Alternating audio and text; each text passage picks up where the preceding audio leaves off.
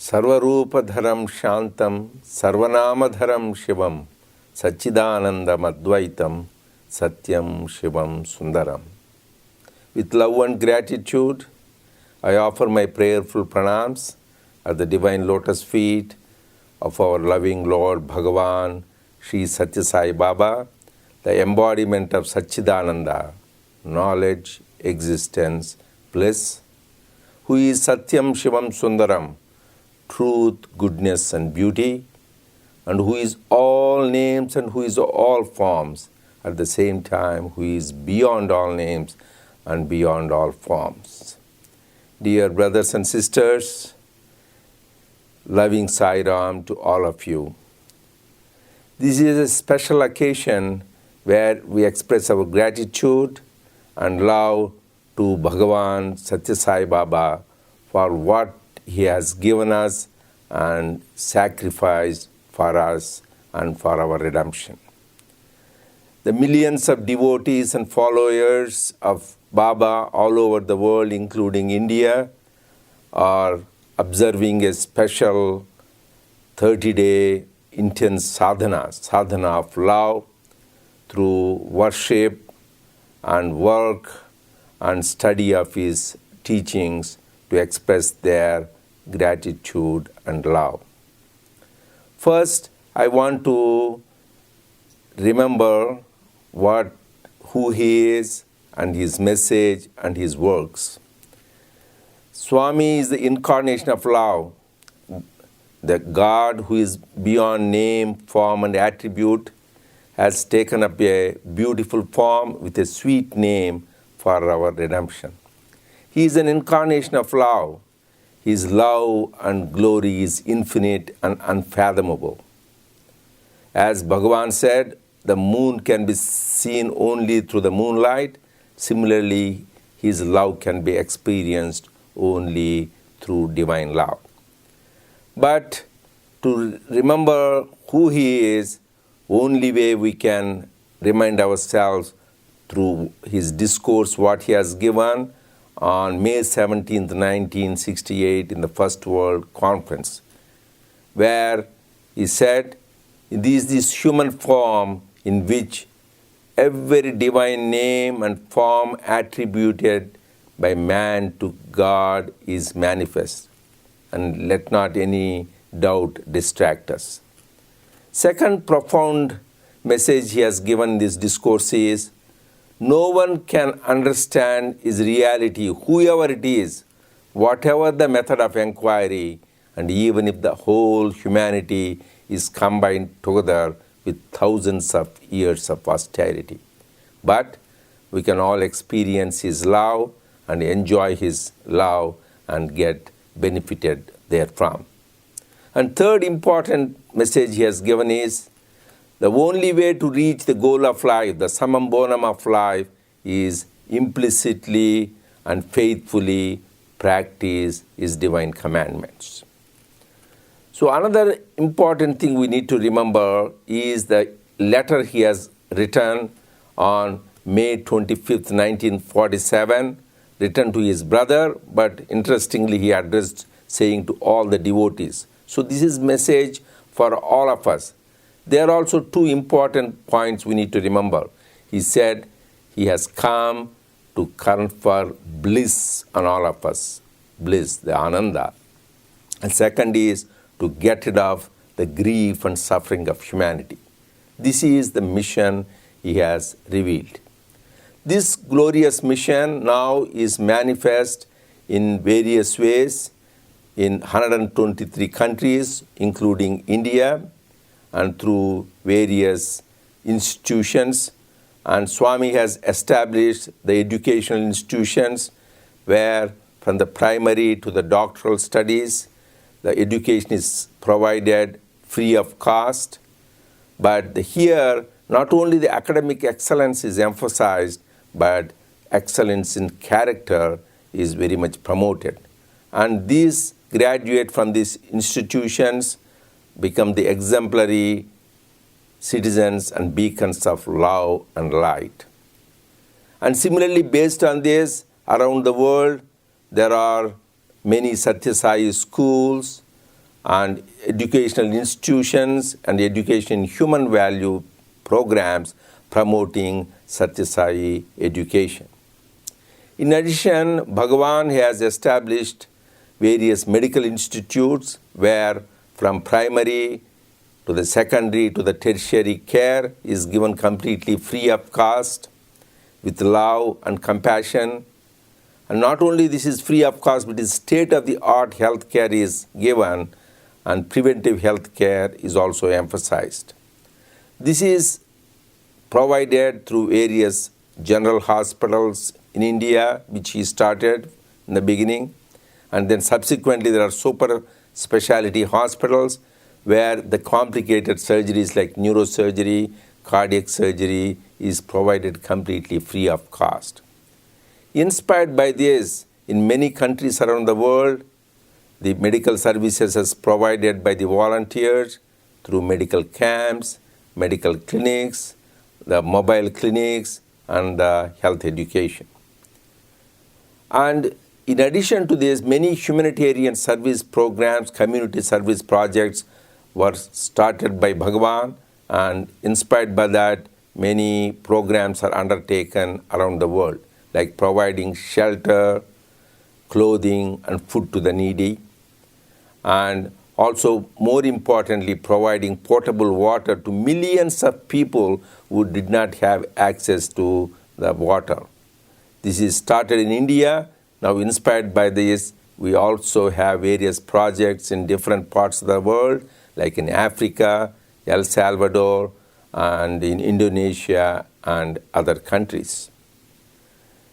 Another great gift by Bhagavan to the humanity is the Satya Sai organization.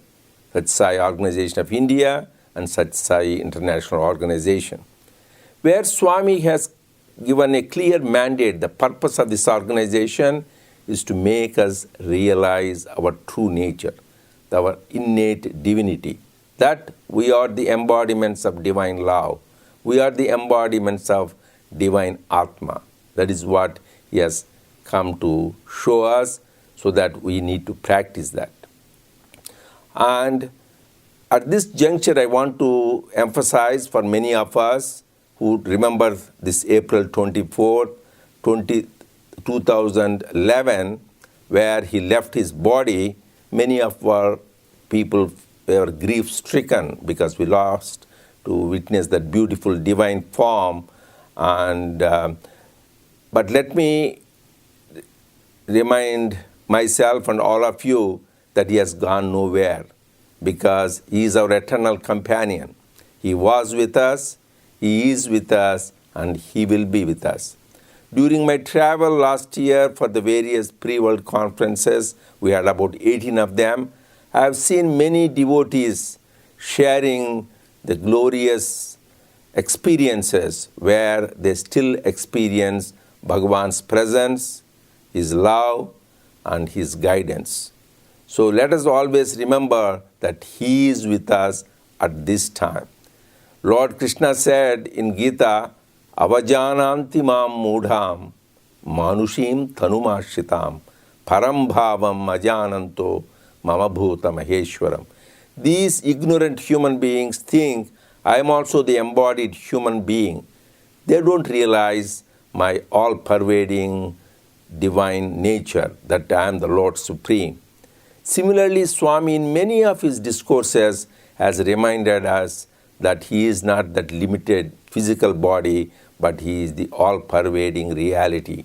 But sometimes in our ignorance, in our attachment, we forget that reality. Yes, we love this beautiful form and sweet name, but let us remember that he is that ultimate, all-pervading reality, eternally present with us all the time. So how to experience this wonderful divine love? As I said, Swami has said, you can see the moon through the moonlight. Similarly, the divine love you can experience only through divine love. And Swami is very practical divine master. He has shown us the way. He has shown us the practice of this is through human values. He calls this education in human values, EHV. Swami calls that 3HV. That is development of the head, heart, and the hands. That is why we have three wings in the international organization. That is devotional wing, service wing, and the educational wing. That is why even in our sadhana of love during these 30 days, we emphasized all the three aspects of sadhana. That is head, heart, and hands. For example, how the hands should be used. Swami says, hands that serve are holier than lips that pray. Swami wants us to be involved in selfless service. That is why the devotees and the volunteers all over the world are constantly engaged in various service projects. But in this aspect, we should remember two important messages Swami's given. One is, the process is where ultimately we realize the service is by God, to God, and for the glorification of God. In this process, we realize we are really serving God, not somebody else. That is why the term Narayana Seva, the serving God. This reminds me of what Jesus said, when you serve the least of your brethren, you are serving me.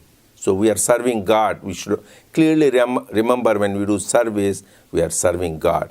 And second important aspect of service is the volunteers are called Swayam Sevak. That means we are transforming ourselves. It is not for the benefit of others.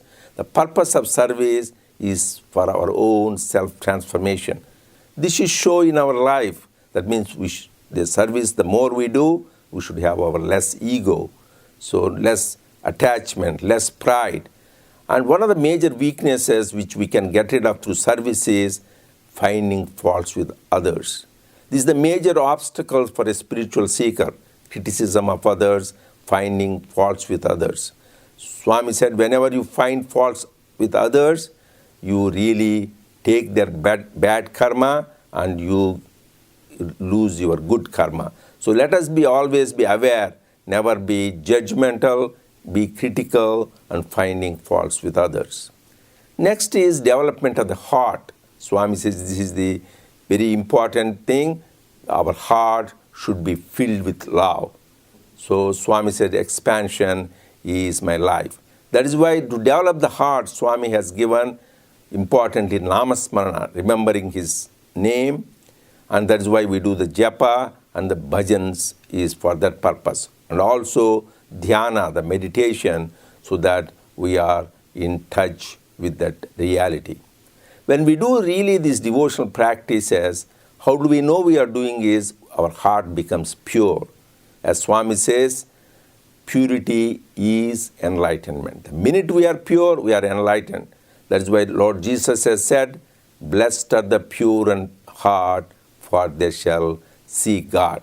So the proof we have that we are developing in our devotion is getting rid of these negative qualities. As Swami says, kama, krodha, lobha, moha, mada, and matsarya. So get rid of our desire, anger, greed, attachment, pride, and jealousy. As Swami beautifully says, just having a wrong desire, Ravana, such a great scholar, devotee of Lord Shiva, well-versed in Vedas, he was destroyed.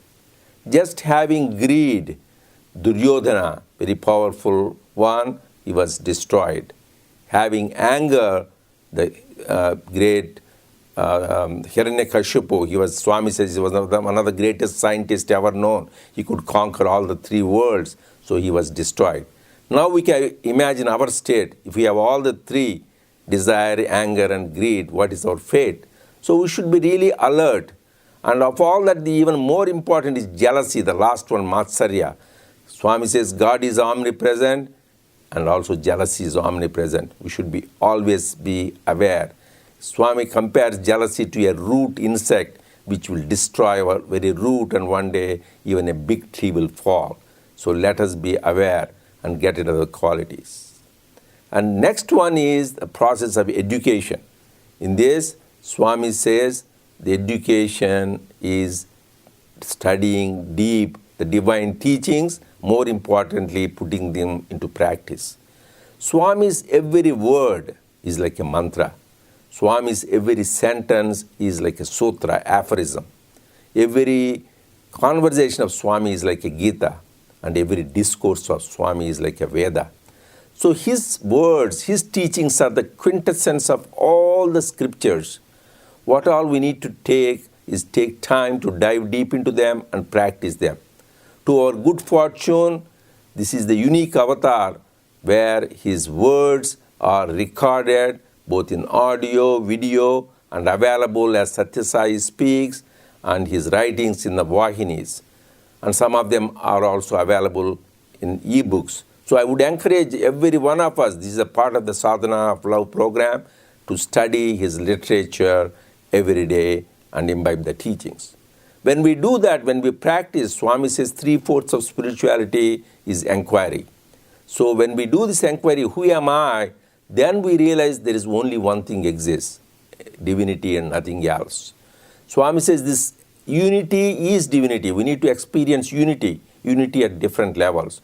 Unity at the individual level, where we see the unity of thought, word, and deed. And then unity at the family level, unity in the organization, and more importantly, unity in the whole creation. Where Swami beautifully says, you should realize there is nations are many, earth is one.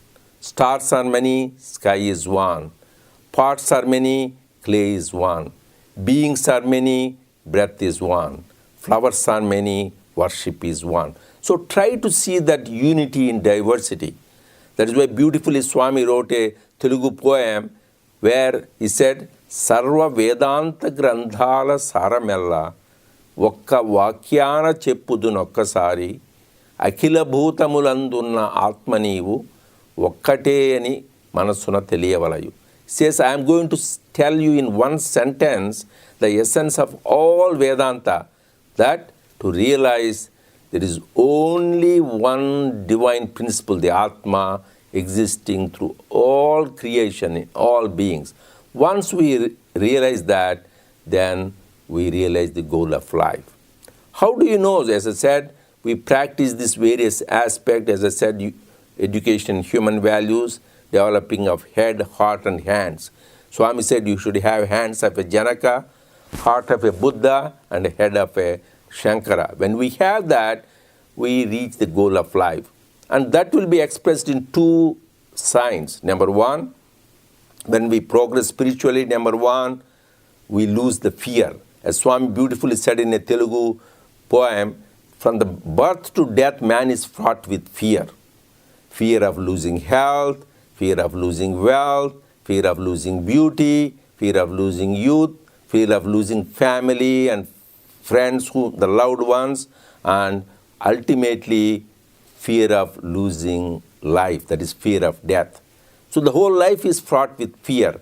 But when we have God with us, we have no fear. That is the sign of a real, sincere spiritual aspirant. Fearlessness, abhaya. That is why in every avatar, in every incarnation, they have two hands, God. Abhaya hasta, varada hasta. With one hand, says, be fearless. With another hand, gives the boons, fulfills the wishes of the devotee. But this unique avatar, Swami, we have seen many times, Ubhaya hastamulato abhaya mitsu vibudu. He says with both hands, he bestows fearlessness to us. That is why the famous song, why fear when I am here, Swami said. So we should have that fearlessness that he is with us all time and nothing will happen with his being at our side. That's why he says, he's above us, below us, before us, behind us, inside us, outside us. So we should have this conviction, don't be afraid, he is always with us. Second sign is peace. As the proof of rain is the wetness of the ground, similarly, proof of a spiritual practice is the peace. What Lord Jesus calls peace that passeth understanding. And we have seen Swami labeled the holy place in Prasanthi, Prashanti Nilayam in Puttaparthi. That means it is not Shanti Nilayam, it is not abode of peace, but Prashanti, abode of supreme peace. Swami coined that word for a special purpose. This is the peace which is not disturbed. Other peace comes and goes, But this Prasanthi, the supreme peace, is all abiding, everlasting. So that is what we should aspire for. Though it is a beautiful place in Prasanthi Nilayam in Puttaparthi, where we get our spiritual batteries recharged, but Swami has reminded at one time, every heart of ours should become Prasanthi Nilayam. We should be all the walking temples of this abode of supreme peace. Then not only we enjoy that peace, and we radiate that peace around us. So I pray to Bhagavan to bless all of us with the strength so that we love God with all our heart, mind, soul, and strength, and to realize that we are the embodiments of divinity. We are the embodiments of that divine love and divine Atma. Thank you. Jai Sai Ram.